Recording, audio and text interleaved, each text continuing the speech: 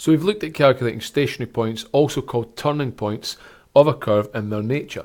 What we're going to do in this video, I'm going to present a few questions to you. I want you to pause the video, have a crack at the questions, come back and check your answers with the working and solutions presented here. So here you go. I want you to determine the turning points and their nature for these two curves. So the first one, y equals 3x squared minus 6x plus 1. And the second one, f of x equals x cubed minus 6x. So pause the video now, have a go at those. So the first one, y equals 3x squared minus 6x plus 1. Now remember, to get the turning points, what we have to do is set dy by dx equal to 0. Once we do that, we solve it for x and we can find the y part of the coordinate using the original equation. So first thing we need to do, take the derivative. So we do dy by dx equals 3, then it's times the derivative of the x squared, so we bring the power down, reduce it by 1, so it's just 2x, take away, that's 6x, so derivative of that is 6. So what I then get is 6x take away 6, and I know I want that equal to 1. So 6x minus 6 is 1, 6x equals 6, nicely, x is equal to 1. So I've got the x part of my stationary point. What I now want is the y, and I can get that by substituting into here.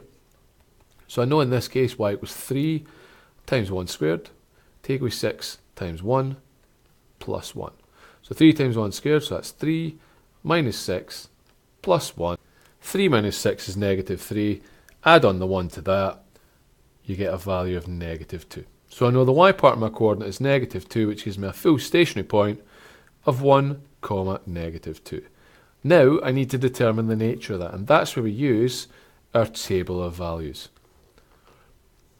So we set up our table like this. The x part of the coordinate goes here, and then we look at approaching 1 from below, and we look at approaching 1 from above. Now the other two lines, bottom line is our graph. The second line here is our derivative. Now remember, you have to look at how you've represented the derivative here, and that's what goes in there.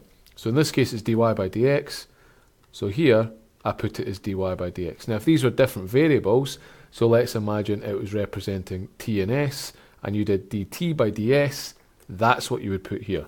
Or f dashed of x, that's what you put here. That can actually cost you silly marks, so please don't make that mistake. We then want to approach 1 from below and above and see what happens. Now, we know the derivative at 1, it's going to be 0. There's the flat part of our graph. So let's imagine we look at the derivative from just below 1. So I know my derivative is 6x minus 6. Let's imagine we choose 0.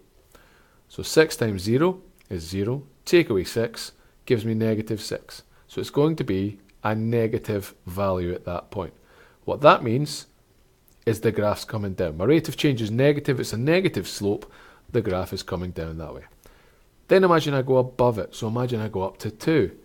I get 6 times 2, which is 12, take away 6, which is 6. So I get a positive value for any value I choose above 1, which means the curve is coming up like that. So my curve comes down, hits the stationary point and goes up. What I can then say is that it's a minimum turning point. I know that from the table of values here. I know it's a minimum turning point, job done. Let's look at the second curve. So f of x equals x cubed minus 6x. So again, I want to find the stationary points of that.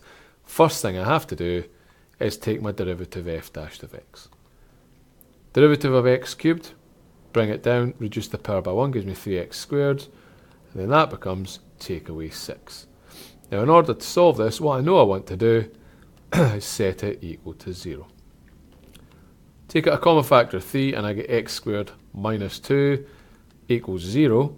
Now I know the 3 can't be 0, so I can focus on this part here, the x squared minus 2. I know that x squared is equal to 2, so from there I get two values. I get positive root 2 or negative root 2. Remember, if I square either of these two, the sign disappears regardless, and I get 2. So they're my two possible answers. Now from this, I have to get the y part of my coordinate. And to get the y part of my coordinate, I take these and I substitute it into this one here, the f of x. Doing that will give me the y part of my coordinate and I can get the entire turning point. So let's look at positive root 2 What I then get for that is root 2 cubed, take away 6 root 2. Take all these values and you plug it into your calculator, what you'll end up getting is negative 4 root 2. So your y value for the point at that point is negative 4 root 2. Imagine I then take the negative root 2 and use that one. So I'd do negative root 2 cubed, take away 6 times negative root 2, plug that into a calculator, you get 4 root 2. So there is my second part there, so I get 4 root 2. So I get two stationary points. I get one at root 2, negative 4 root 2, and I get another at negative root 2, 4 root 2. So I get two stationary points for this one. I need the nature of both. Now for this sort of one, you do two different tables of values. You look at one when you've got root 2, and you look at another one when you've got the negative root 2. And you see what each of them is like from there. So for the root 2, I've got approaching it from just below, and I'm approaching it from just above. I've got f dashed x because that's my derivative, and then I've got the graph. So at root 2, it's going to be equal to 0. My derivative is going to be equal to 0. I'm done there. Now imagine I'm coming from just below root 2. So let's imagine I'm at 1. That's 3 times 1 squared, which is 3. Take away 6, so it's negative 3. So it's a negative value. That means I'm coming down. So I'm coming down the graph. I've got my flat part there. If I'm then above root 2, so let's imagine I'm at 2. That's 3 times 2 squared, so that's 4. So 3 4s are 12. Take away 6 is 6. So I get a positive value. So it's going up the way. Now we look at the negative root 2. So I'm at negative root 2 and I'm approaching it from below. And I've got negative root 2 and I'm just above it. My f dashed of x is there. And then my graph is in the one below. So at root 2, it's 0, it's flat. Just below negative root 2, so let's imagine I'm at negative 2 this time. I've got 3 times negative 2 squared. Well, that's 3 times 4, which is 12. Take away 6. That's a positive value. What that means is I'm coming up. If I then look at negative root 2 coming from above, so let's say I'm at negative 1. That's 3 times negative 1 squared, so that's 3 times 1, which is 3. Take away 6, which is negative 3. So that means I've got a negative value. So I'm going down. So from this, I'm able to determine the nature of both of my turning points.